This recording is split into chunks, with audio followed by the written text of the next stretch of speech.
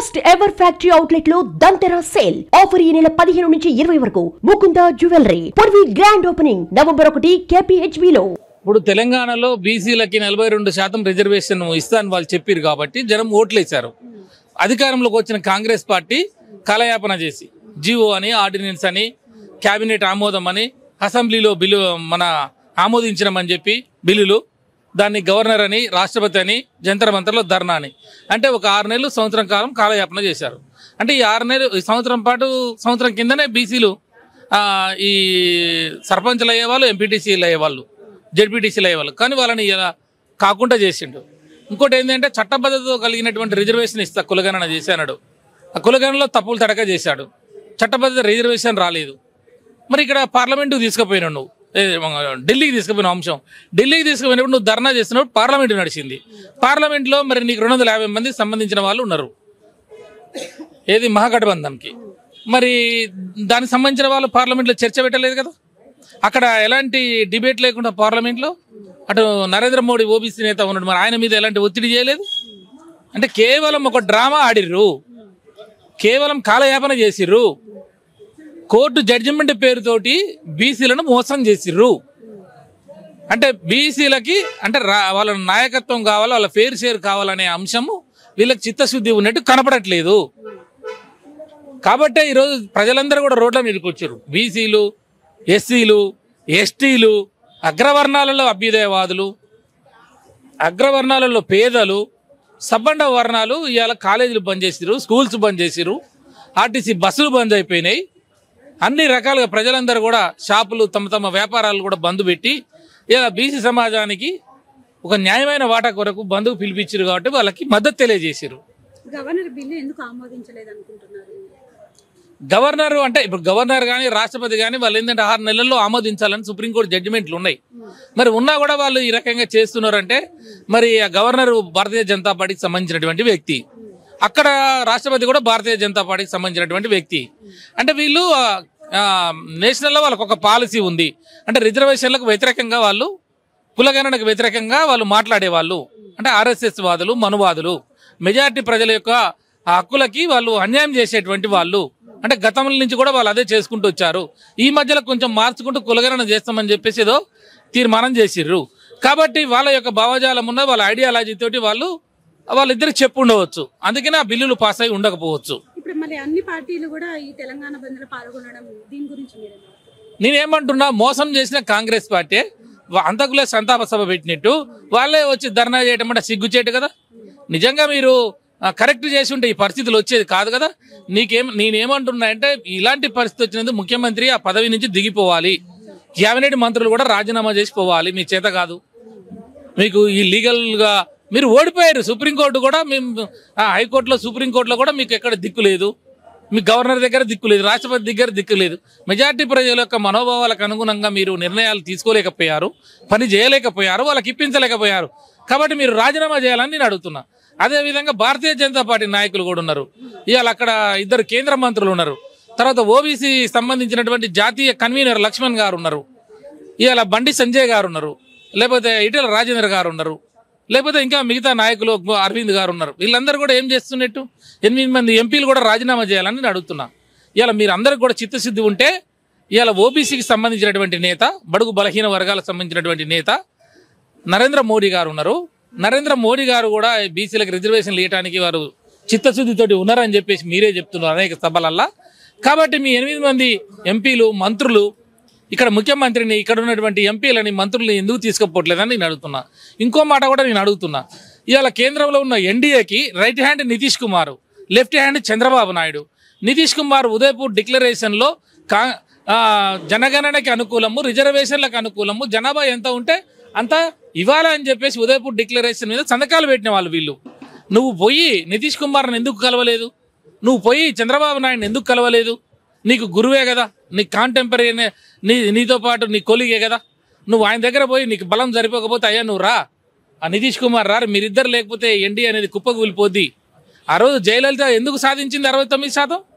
జయలలిత ఆ రోజు మైనార్టీ గవర్నమెంట్లో ఉన్నది కాబట్టి వివి సింగ్ గారిని రిజర్వేషన్లో ఇస్తావా, 9th షెడ్యూల్లో పెడతావా, లేకపోతే నేను విత్డ్రా చేసుకున్నాను అన్నది ఢిల్లీలో. అంటే విత్డ్రా చేసుకుంటే గవర్నమెంట్ ఊడిపోద్ది. కాబట్టి 9th షెడ్యూల్లో వచ్చింది. పార్లమెంట్ వాళ్ళు తమిళనాడులో సక్సెస్ అయ్యారు. నువ్వు ఆ రకంగా నీకడ శక్తి లేకపోవచ్చు. నీకు రాహుల్ గాంధీ సామాజిక తెలంగాణ కన్యాకుమారి నుంచి కాశ్మీర్ వరకు తిరుగుతున్నాడుగా. ఏది ఎవరెంతో వాళ్ళకెంత అనేది.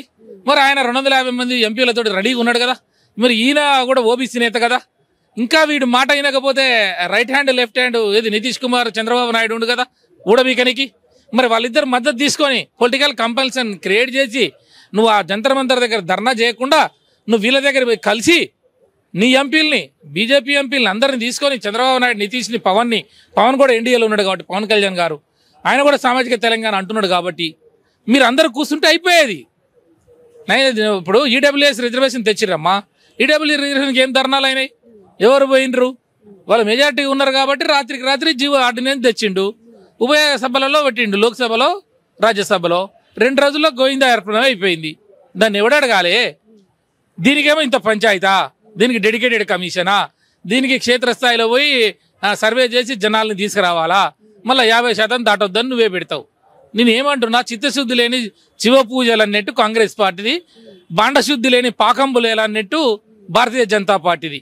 నిజంగా వాళ్ళకి ఇప్పటికైనా చిత్తశుద్ధి ఉంటే ఇది పెద్ద విషయం కాదు, 2 రోజులు అయిపోద్ది. ఏది కిషన్ రెడ్డి అనుకొని రేవంత్ రెడ్డి ముఖ్యమంత్రి వీళ్ళిద్దరు కనుక అనుకొని ఆయన సైన్యాన్ని ఆయన ఈయన సైన్యాన్ని ఈయన తీసుకొని ఒక పక్కన చంద్రబాబు నాయుడు, ఒక పక్కన పవన్ కళ్యాణ్, ఒక పక్కన నితీష్ కుమారు, ఇంకా తేజస్వి యాదవ్ ఉన్నాడు, ఇంకా దేశంలో ఇంకా మన అరవింద్ కేజ్రీవాల్ ఉన్నాడు. అంటే జనాభా తమాషా ప్రకారంగా జనాలకు ఓటర్ రావాలనే పార్టీలు పశ్చిమ బెంగాల్లో మమతా బెనర్జీ ఉన్నది. ఇలాంటి వాళ్ళందరినీ కూడగొట్టి నువ్వు అక్కడ చేయాలి కదా యుద్ధం. క్షేత్రం ఏడుంది, యుద్ధ క్షేత్రం ఢిల్లీ. 9th షెడ్యూల్ రాజ్యాంగ సవరణ అనేది ఢిల్లీ. కాబట్టి మీరు అక్కడి నుంచి కనుక చేస్తే తప్పకుండా సక్సెస్ అవుతాం. నువ్వు అంతేగాని పార్టీ పరంగా ఇస్తా లేదా గతంలో ఇచ్చినట్టు ఇస్తా ఈ ఎంపీకనిక మరి నువ్వు ఇన్ని రోజులు చేసిందిగా పార్టీ. గతంలో మరి కేసీఆర్ని తిట్టినావు కదా, 396 జీవో తెచ్చిండు, పంచాయతీరాజ్లో సెక్షన్ మార్చిండు, దానివల్లనే రిజర్వేషన్లు పోయినా. నిన్నటిదాకా నువ్వు భజన చేసుకుంటూ తిరిగినావు కదా. కాళేశ్వరం కూలిపోయింది, 1,00,000 కోట్లు మింగిరని చెప్పినావు కదా. మళ్ళీ ఆఖరికి ఏం చేసినావు? మేడిగడ్డ అంజన సుందరం బాగా చేస్తున్నావు. మళ్ళీ ఇయ్యాలేమైంది? నేను 25% కేసీఆర్ ఇచ్చినట్టే ఇస్తానంటే నువ్వు చేసింది అంతా ఏంది? జూట అన్నట్టే కదా, లంగ చెక్కలు అన్నట్టే కదా. కాబట్టి నేనేమంటున్నా, మీకు చిత్తశుద్ధి లేదు. బీసీలు అంటే బిచ్చగాన్లు, ఎస్సీలు అంటే ఏది పెడితే అది తింటారు. ఎలక్షన్లు ఎప్పుడు ఓట్లు వేయడానికి వీళ్ళకి మాంసం పంచుతా, మద్యం పంచుతా, మనీ పంచుతా, ఓట్లు వేయించుకుంటా, సీట్ల మీద కూర్చుంటా, ఏదో ఒకటి భావోద్వేగాలు రెచ్చగొట్టే అంశాలు తీసుకొస్తా, అబద్ధాలు ప్రచారం చేస్తా, బంగడుకుంటా. ఇది కాంగ్రెస్ పార్టీ విధానాలు.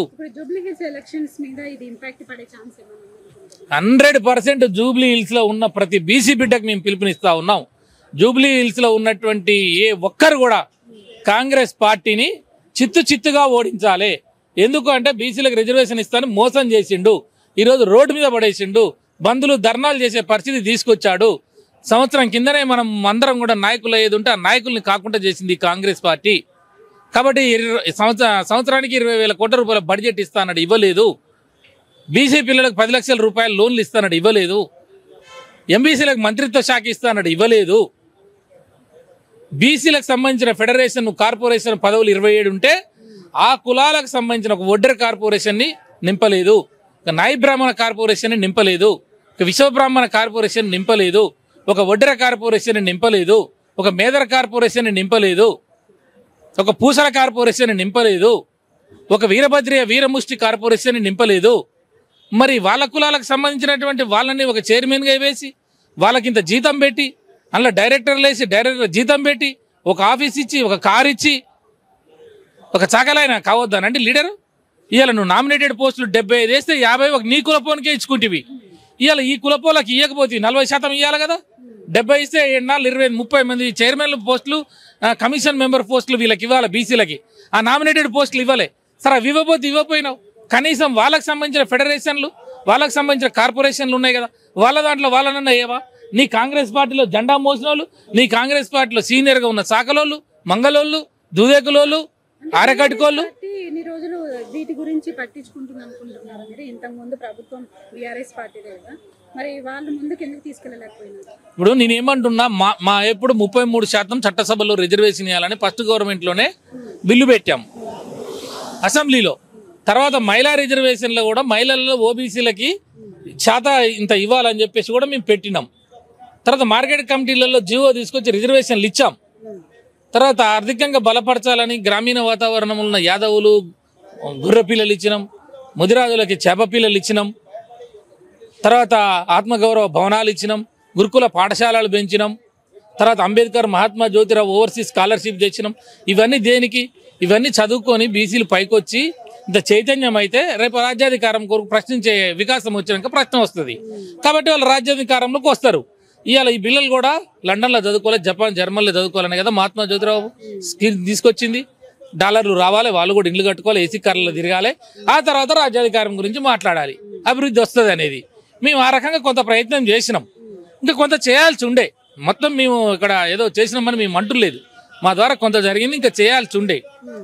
మేము కూడా ఆ రోజు నుంచి కేంద్రంలో మంత్రిత్వ శాఖ ఇవ్వాలని కేసీఆర్ గారు అడగటం, మరి చట్టసభలు ఇక్కడ వీళ్ళిచ్చే గ్రామ పంచాయతీ ఎలక్షన్స్ కాదు, మేము అసెంబ్లీలో, పార్లమెంట్లో, కౌన్సిల్లో, రాజ్యసభలో 40% రిజర్వేషన్లు ఇవ్వాలనేది బీఆర్ఎస్ పార్టీ ఎజెండా.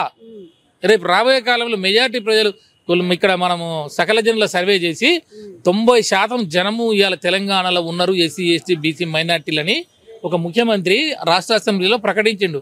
అది పెద్ద రెవల్యూషన్. అది చెప్పరు వీళ్ళు. అంటే 90% వీళ్ళు ఉన్నారని చెప్పినట్టుగా సార్. అంటే 10% ఉన్న వాళ్ళకి ఈడబ్ల్యూఎస్ కింద 10% రిజర్వేషన్ తీసుకుంటారు. మరి 42% వస్తే ఎందుకు వీళ్ళకి కడుపు అంట? ఎందుకు కోర్టుకు పోయిర్రు? అంటే ఇప్పుడు 22% చేస్తారు. అంటే మిగిలిన 20% వాళ్ళు బిక్క తింటారు. అర్థమైందా? ఇప్పుడు మనకు 69 వస్తుంది, 42 ఇస్తే మిగిలింది ఎంత? 31. 31లో వాడు ఉన్నది ఎంత? 10. అంటే 10% 30% ఉంది ఆడ ఆల్రెడీ.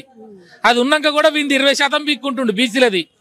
అంటే నాది కావాలి, నేనున్న దానికన్నా నాకు ఎక్కువ కావాలి, వాంది కూడా కావాలి బీసీంది. అంటే 50% తింటా నేను అనేది వీడి కోర్టులో కేసులు వేసిన సబ్జెక్టు. కాబట్టి దుర్మార్గం, ఇది అన్యాయం, ఇది ప్రజలు హర్షించరు.